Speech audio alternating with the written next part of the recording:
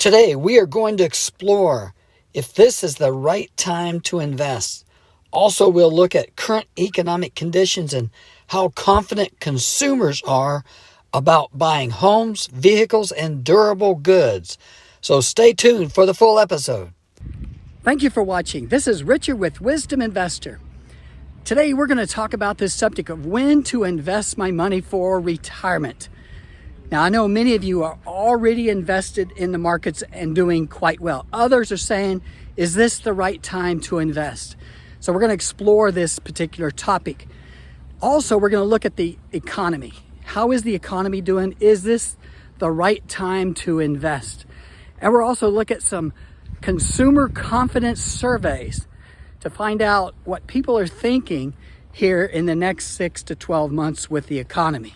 So if you like any part of the video, hit the like button. If you like to leave a comment, they're much appreciated. Leave your comments. Today we're coming to you from Lake Quinault, Washington, located in the rainforest of Olympic National Park. The first area we're going to look at here is consumer confidence levels and inflation expectation levels. We're looking at the Consumer Confidence Index published monthly by the University of Michigan. The goal of this index is to assess near-time consumer attitudes on business climate, finance, and spending. So what we're looking at here right now is the Consumer Sentiment Index, the Economic Conditions Index, and the Consumer Expectations Index. And if you look out to the far right side of this chart, you'll see that all three of those indexes are falling. We're looking at the University of Michigan Inflation Expectation Index.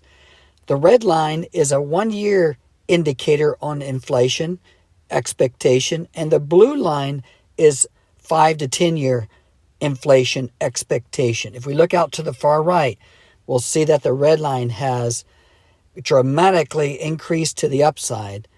So the expectations over 1 year is definitely to the upside from consumers.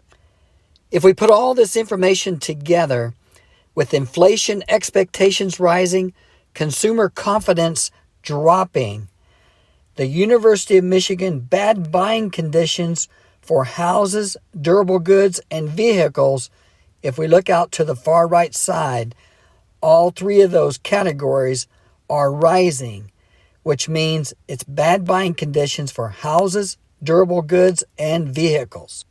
So what we gathered here with the University of Michigan Sentiment Index, with inflation expectations rising, consumer confidence is dropping.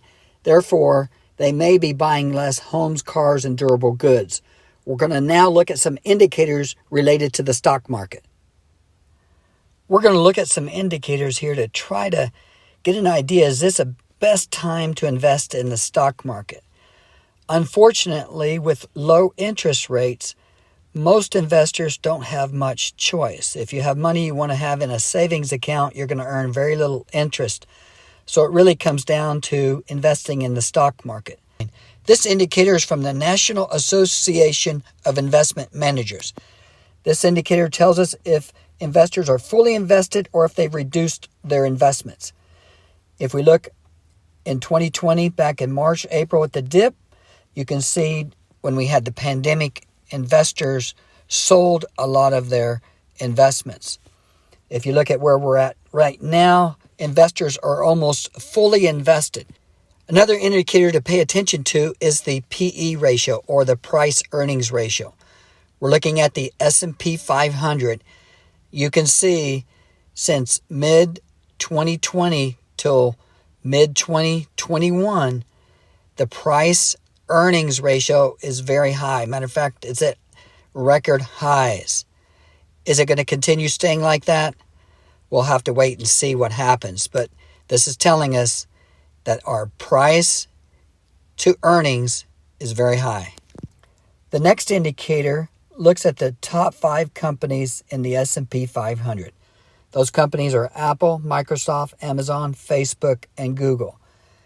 Up at the top right-hand corner, you can see right now they make up 22% of the market cap for the S&P 500.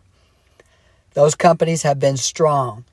If those 5 companies are moving up, they can push the price of the S&P 500 higher, even though many other stocks in the S&P 500 aren't doing as well. What's the bottom line right now? Consumers are concerned with inflation. Right now, the consumer sentiment is dropping. If inflation increases, the Fed may have to raise interest rates. That would be bad for stocks, real estate, and bonds. If they don't raise the rates, inflation increases. That would probably also be bad for stocks, real estate, and bonds. The Fed is stuck right now. They're in a predicament. If taxes and labor costs go up, that will be bad for companies' bottom line. If interest rates go up, that would probably be a signal that the markets may start to weaken. Right now, if you're an individual investor, you're already in the market. Enjoy the gains. To get the best bang for your buck when investing, you want to buy when the market dips. That'll get you the best return in the long run. Now, of course, we don't always know when there's going to be a dip. So the next best method is to do dollar cost averaging. The markets are high right now. I wouldn't go plunging with all my money into the market right at this moment. Dollar cost averaging would be your safest method. And then if we get a dip, that could be a buying opportunity where you could put more money to work in the markets. So if you liked any part of this video, leave a comment, let us know what you liked, hit the like button, and stay tuned for our next episode.